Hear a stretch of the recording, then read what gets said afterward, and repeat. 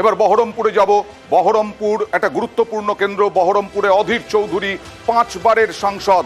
সেই 5 বারের সাংসদ অধীর চৌধুরী 2019-এ অনেকটা ব্যবধান কমেছিল তার সঙ্গে তার প্রতিদ্বন্দ্বী প্রার্থীর। এবার কি হবে? এবার কাটে কাটাক্কার হতে চলেছে কি? উজ্জ্বল।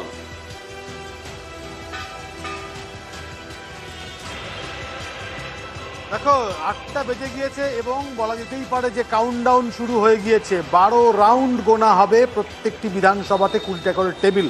এবং সেই ছবি দেখে আমরা বারবার করে দেখানোর চেষ্টা করছিলাম যে এই জায়গায় দাঁড়িয়ে যে গণনাকে প্রথমে পোস্টাল ব্যালট গোনা হবে এবং তারপরে বাকিটা গোনা শুরু হবে। 8টা বেজে গিয়েছে, প্রস্তুতি একদম শেষ এবং কিছুক্ষণের মধ্যেই যে ভোট গণনার কাজ, সেই ভোট গণনার কাজ শুরু হবে। যেরকম রেজাল্ট আসতে থাকবো আমরা জানাতে থাকবো, কিন্তু এখন কিন্তু সেই টান উত্তেজনার সময়। এখন কিন্তু যে এজেন্টরা তারা কিন্তু অপেক্ষা করছে এবার যে ভোট গোনার যে কাজ সেটা কিন্তু শুরু হয়ে যাবে। কিছু প্রার্থীরা কোথায়? বিশেষ করে অধীর চৌধুরী কোথায়? ইউসুফ পাঠান কোথায়? দেখো প্রার্থীরা তারা এখনো পর্যন্ত এই যে কাউন্টিং সেন্টারে তারা আসেননি। এজেন্টরা প্রত্যেকে পৌঁছে গিয়েছে। আমরা যেরকম বলছিলাম যে এজেন্টরা ভিতরে প্রবেশ করে গিয়েছে, তাদের যে নির্দিষ্ট কাজ সেটা সারা হয়ে গিয়েছে। এখন ভোট গোনার পালা, ভোট গণনা শুরু হবে এবং আস্তে আস্তে যেরকম ট্রেন্ড শুরু হয়ে যাবে তারপরেই প্রার্থীরা এখানে আসবে, এমনটাই কিন্তু জানা যাচ্ছে। কিন্তু এখনো পর্যন্ত এজেন্ট যারা রয়েছে তারা ভেতরে প্রবেশ করে গিয়েছে। কিছুক্ষণ পরেই কিন্তু যারা প্রার্থী তারা আসতে শুরু করবে। যে শহরে তুমি দাঁড়িয়ে আছো সেই শহর সহ আরো বেশ কয়েকটি শহর নিয়ে এই লোকসভা কেন্দ্র, এবং এই শহর বিজেপির দখলে। কারণ 2021-এ বিধানসভায় বিজেপি জয়লাভ করেছে বহরমপুরে, যা কোনোদিন বহরমপুরবাসীও হয়তো ভাবতে পারেননি। এবার বহরমপুর লোকসভায় কি ফল হয় সেদিকেই আমাদের লক্ষ্য থাকবে। পোস্টাল ব্যালটের গণনা শুরু হয়ে গেছে। সেই গণনা অনুযায়ী আমাদের রেজাল্ট আসতে থাকবে। ইভিএম গণনা শুরু হলে সব থেকে আগে সঠিক তথ্য তাড়াহুড়ো না করে আমরাই দেখাবো। সরাসরি চলে যাব কোচবিহারে, আরো একটি গুরুত্বপূর্ণ কেন্দ্র। কেন্দ্রীয় স্বরাষ্ট্র প্রতিমন্ত্রী তিনি লড়াই করছেন। এই মুহূর্তে কি অবস্থা? ঠান্ডা কুল। আমি তো দেখছি কোনো উত্তেজনা নেই, কিন্তু ভেতরে ভেতরে কি চলছে?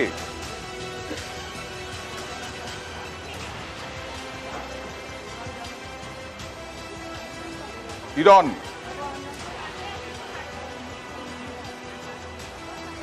একদমই। দেখো, যেহেতু সকাল থেকে বৃষ্টি এবং এই বৃষ্টির মাথায় নিয়ে এজেন্টরা এসছে এবং সেই কারণে এখনো 8:10 বেজে গেলেও গণনা এখনো শুরু করা যায়নি। এখনো অ্যানাউন্সমেন্ট চলছে। তুমি শুনতেই পাবে যে এখনো কাছে নিয়ে বলো, তাহলে অনেক আওয়াজ থেকে আমরা তোমার কথা শুনতে পাবো।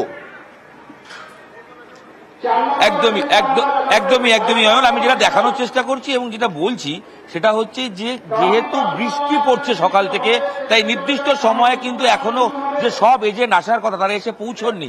তাই 8:10 বেজে গেলেও এখনো গণনা শুরু করা সম্ভব হয়নি, কারণ সব টেবিলে গিয়ে সব এজেন্টরা বসবেন। রাজনৈতিক এজেন্টরা যেমন থাকবেন এবং যারা গুনবেন, যারা দায়িত্বে রয়েছেন, সেই যারা সরকারি কর্মীরা, তারাও কিন্তু সবাই এই ওয়েদারের জন্য এসে পৌঁছতে পারেননি। এবং সবচেয়ে তাৎপর্যপূর্ণ যেটা, দু দলের সমর্থকদেরও সকাল থেকে খুব একটা দেখা যাচ্ছে না। যদিও কোচবিহারের নিরাপত্তার কথা সবসময় মাথায় রাখতে হচ্ছে, কারণ কোচবিহার বিভিন্ন সময় বিগত কয়েকটা এখানে শোনা যাচ্ছে না তোমার কথা, আমরা শুনতে পাচ্ছি না হিরণ রায় বর্মনের কথা। কোচবিহারে যে পরিস্থিতি দেখছি সেই পরিস্থিতিতে এখনো গণনা কেন্দ্রে আসতে পারেননি।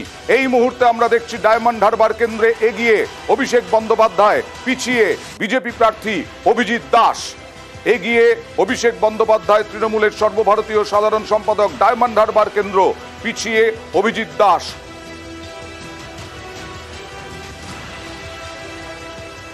লাস্ট দফায় ভোট হয়েছে ডায়মন্ড হারবার কেন্দ্রে, অর্থাৎ 1 জুন ভোট হয়েছে। সেই ভোটে অভিষেক বন্দ্যোপাধ্যায় এগিয়ে। বিশ্বজিৎ, যে ফ্যাক্টরগুলোর কথা হচ্ছিল উত্তরবঙ্গে, বিশেষ করে তৃণমূল যদি ভালো রেজাল্ট করে দাবি অনুযায়ী, তাহলে কি ফ্যাক্টর? আর বিজেপি যদি ভালো রেজাল্ট করে তাহলে কি ফ্যাক্টর?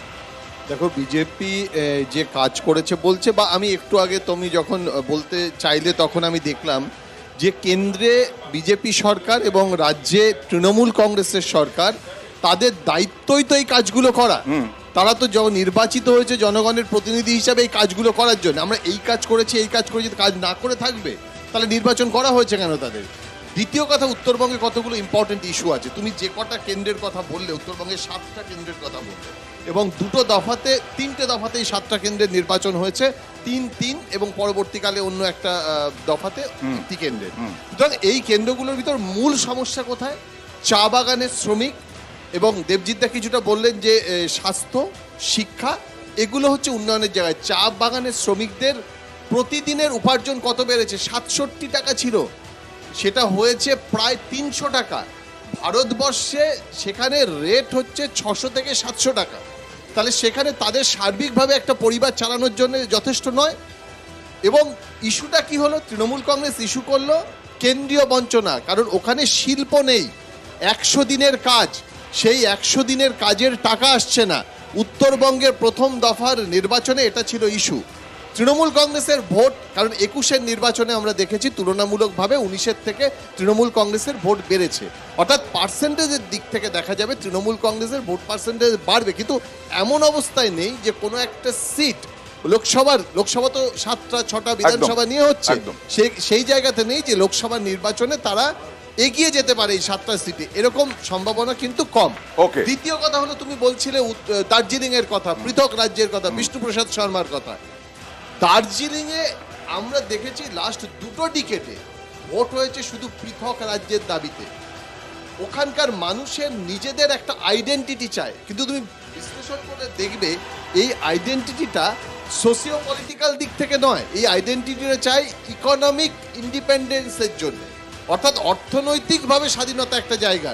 যে কারণে আমাদের এখানকার রাজ্য সরকারও ওই এলাকার উন্নয়নের জন্য পর্ষদ তৈরি করে দিল।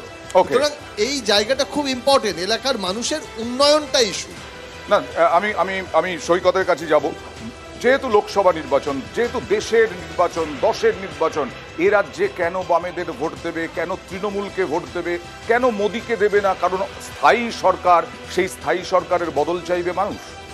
এটা আজকে কিছুক্ষণের পর বুঝতে পারবেন। গোটা রাজ্য জুড়ে বামেদের ভোট শতাংশ গত বিধানসভা নির্বাচনের থেকে হিউজ পরিমাণে বাড়বে। গত বিধানসভা নির্বাচনে যেখানে আমরা 5-এর নিচে নেমে গেছিলাম, সেটা সম্ভবত আজকের ফলাফলের পর 13-14 ওপরে যাবে। গোটা রাজ্যের মানুষ বুঝতে পেরেছে তৃণমূলের বিকল্প বিজেপি নয়, বিজেপির বিকল্প তৃণমূল নয়। যেখানে গোটা রাজ্যে আজকে ফলাফল নিয়ে আলোচনা করব, 3 জন প্রার্থী যারা এখনও বিজেপির বিধায়ক, তারা তৃণমূল কংগ্রেসের এমপি হয়ে ভোটে দাঁড়িয়েছে। এই যে বারবার উত্তরবাংলার কথা আলোচনা করছিলেন, রায়গঞ্জে কে প্রার্থী? বিজেপির এমএলএ, তৃণমূলের লোকসভার প্রার্থী। হ্যাঁ, কিন্তু মানুষ কি এটাকে অবজ্ঞা করছেন? মানুষ কি এটাকে প্রত্যাখ্যান হবে? করছেন? একদিন প্রত্যাখ্যান করতেই হবে, তাই হয়েছে, প্রত্যাখ্যান করতেই হবে। এবং এটা কখনো রাজনীতি হতে পারে না। বিধানসভায় যিনি এনআরসি বা বাংলা ভাগের কথা বলতেন, তিনি হঠাৎ করে তৃণমূল কংগ্রেসে এসে অখণ্ড বাংলার কথা বলবেন, এটা উত্তর বাংলার মানুষ বিশ্বাস করবে না।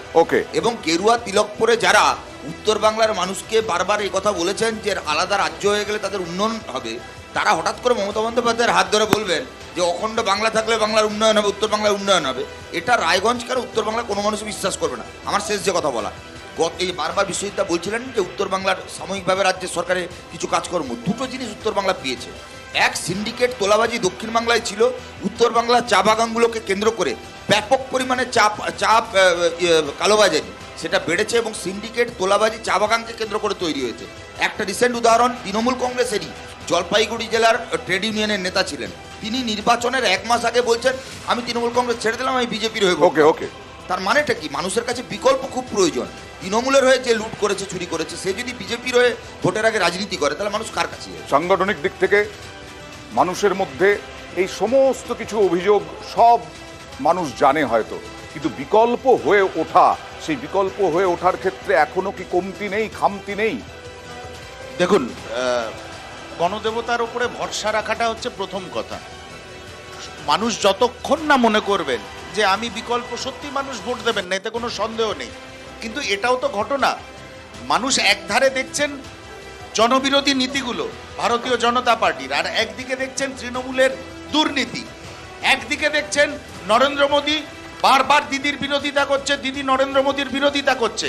আবার সাইড বাই সাইড বাংলার মানুষ এটাও তো দেখছেন, ভারতবর্ষের মানুষ এটাও তো দেখছেন যে দুর্নীতিগ্রস্ত তৃণমূল কংগ্রেসের নেতৃত্ব অনেকে এখনো খোলা আকাশের নিচে ঘুরে বেড়াচ্ছে, এখনো বাংলার মাননীয়ার ঘনিষ্ঠ আত্মীয় স্বজনরা যাদের জেলে থাকার কথা, তারা ঘুরে বেড়াচ্ছে।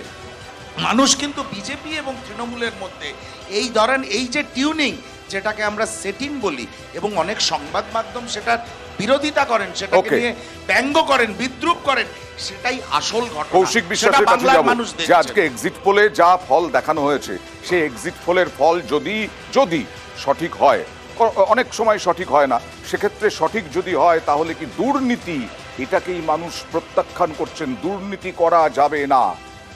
দেখুন, আপনার এই প্রশ্নের আমি উত্তরটা এই কারণে দেব না, কারণ আমরা 100% নিশ্চিত এক্সিট পোল সফল হবে না।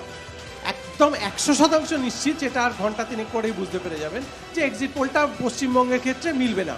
এবং পশ্চিমবঙ্গের ক্ষেত্রে আমরা যে দুটো ইস্যু নিয়ে নির্বাচনে গেছিলাম, যে কেন্দ্রীয় সরকারের বঞ্চনা এবং আমাদের রাজ্য সরকারের কতগুলো ফ্ল্যাগশিপ প্রকল্প, আপনাকে একটা জিনিস এখানে বলবো, বিজেপি বলেছে, যে পরিমাণ সিপিআইএম, কংগ্রেস সবাই বলেছে তারা বলতেই পারেন, দুর্নীতি তাদের করবেন, বক্তব্য আবার তারা এদিকে বঞ্চনা তাদের করে বক্তব্য অভিযোগ তারা করবেন, রাখবেন, সেখানে মানুষ কোনো কি দোষ এটা নেই। গ্রহণ করবেন? আপনি শুধু একটা জিনিস দেখবেন, যে পরিমাণ মহিলারা পশ্চিমবঙ্গে এইবার ভোট দিয়েছেন, এটা অন্যান্য রাজনৈতিক দলও স্বীকার করবেন, সেই মহিলাদের 80 থেকে 90% ভোট কিন্তু তৃণমূল কংগ্রেসের পক্ষে গেছে।